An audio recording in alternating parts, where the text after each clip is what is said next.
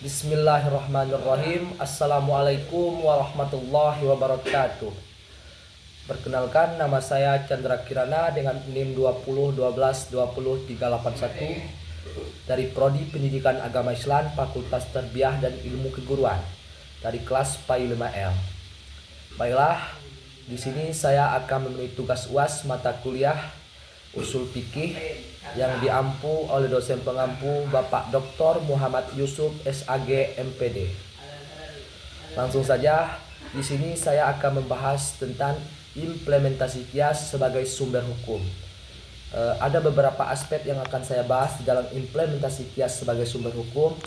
Yang pertama, pengertian kias. Yang kedua, unsur-unsur kias. Yang ketiga, jenis-jenis kias. Dan yang keempat, penerapan kias. Oke, langsung saja yang pertama, yaitu tentang pengertian kias. Kias adalah salah satu metode dalam hukum Islam yang digunakan untuk menetapkan hukum terhadap kasus-kasus baru yang belum disebutkan secara eksplisit di dalam Al-Quran atau hadis.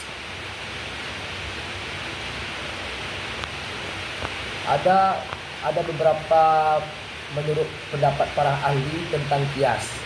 Yang pertama, menurut Imam Al-Ghazali, kias adalah upaya untuk menyamakan suatu kasus yang belum ada nas hukumnya dengan kasus yang ada nas hukumnya, dengan cara mencari kesamaan illah atau alasan hukum antara keduanya.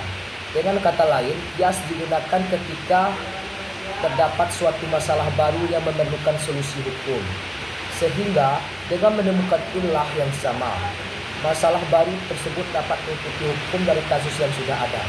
Yang kedua, menurut pendapat para ahli Asy-Syafi'i atau Imam Asy-Syafi'i, kias sebagai proses penyamaan hukum suatu masalah yang belum ada ketentuannya dengan masalah lain yang memiliki kesamaan alasan hukum dalam Al-Quran atau hadis. Menurutnya, kias menjadi solusi yang memungkinkan bagi umat muslim atau umat Islam untuk menghadapi persoalan atau polemik baru yang muncul setelah masa Nabi.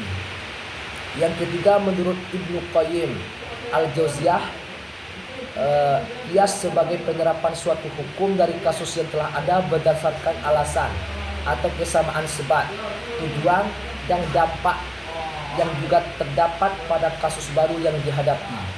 Menurutnya, kias adalah bentuk penalaran untuk memastikan bahwa hukum Islam tetap kontekstual dan aplikatif sesuai dengan perkembangan zaman.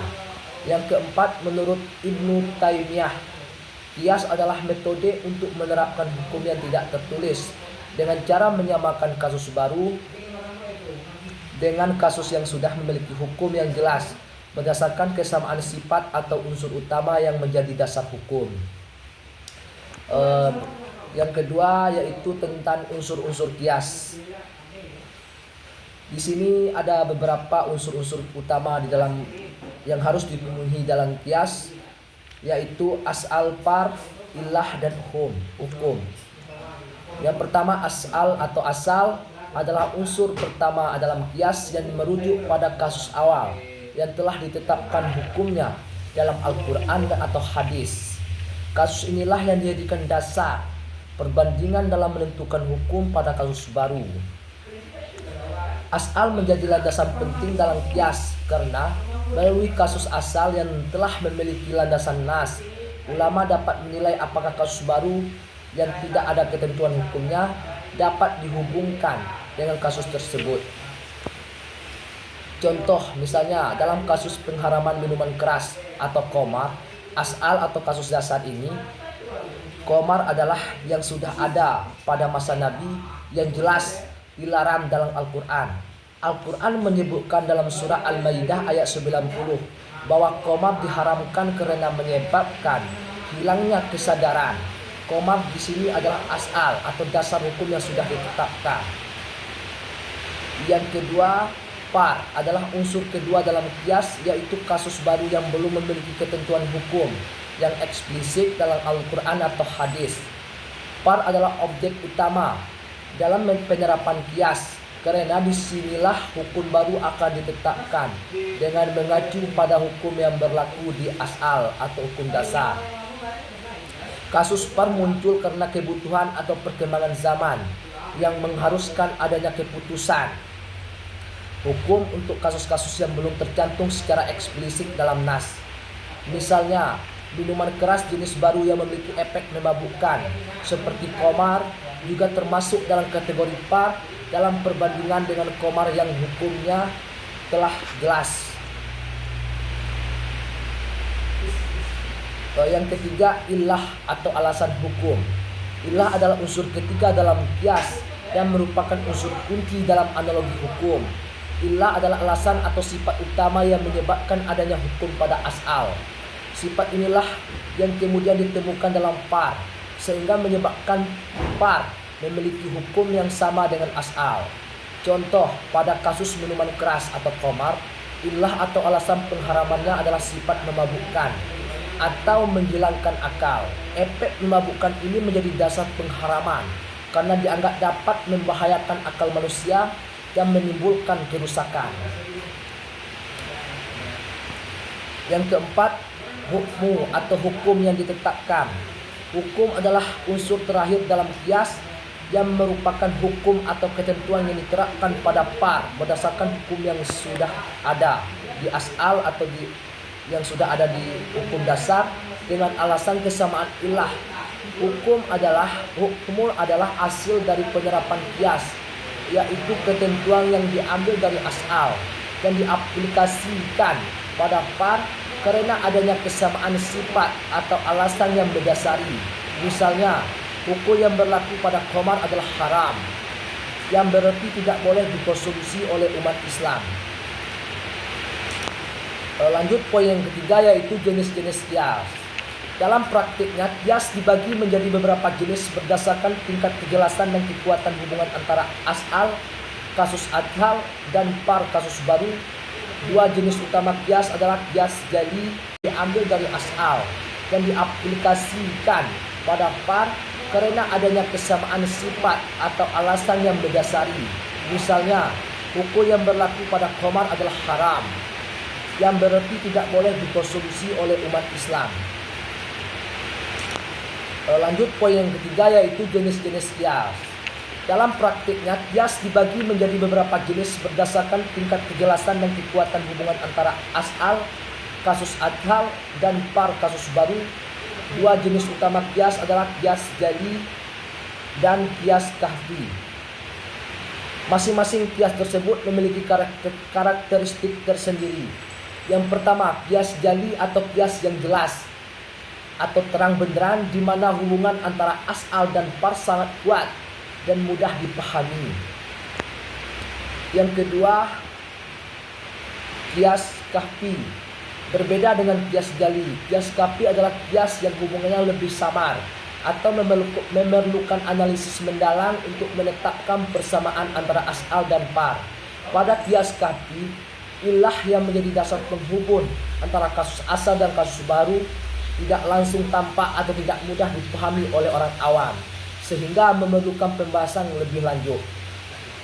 Oleh karena itu, qiyas kahfi seringkali menjadi bahan perdebatan atau polemik di kalangan ulama karena kejelasan hubungan yang lebih rendah dibandingkan qiyas jali.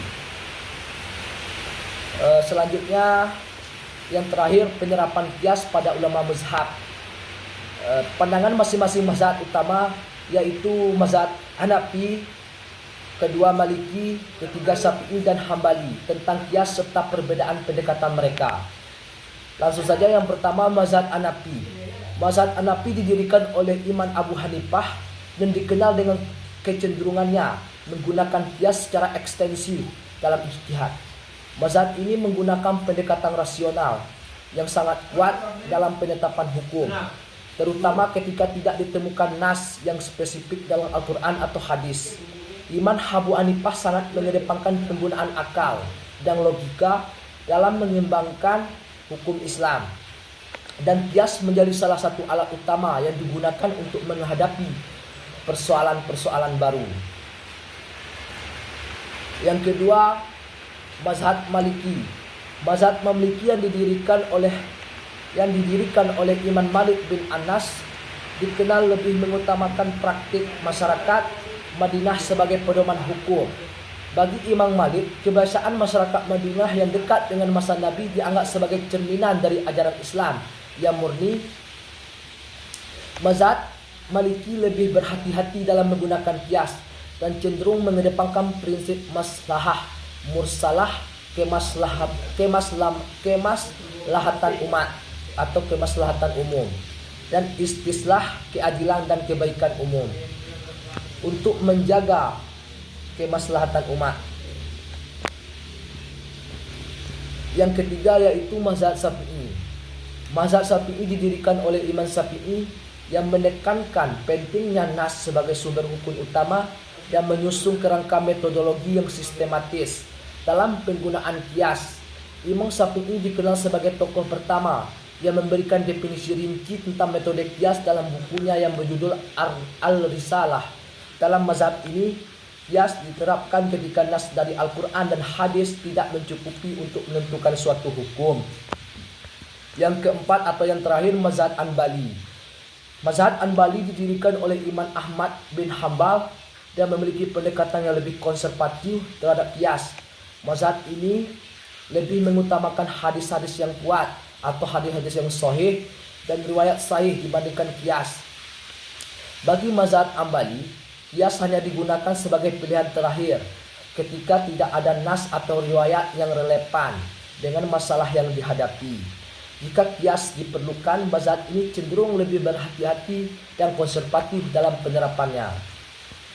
Imam Ahmad bin Hambal lebih memilih qiyas jali yang jelas dan menghindari qiyas kahfi karena khawatir terjadi kesalahan dalam analogi yang terlalu jauh dari nas. Mungkin itu saja yang dapat saya sampaikan. Jika terdapat kesalahan ataupun kekurangan, saya mohon maaf. Billahi taufik wal hidayah. Wassalamualaikum warahmatullahi wabarakatuh.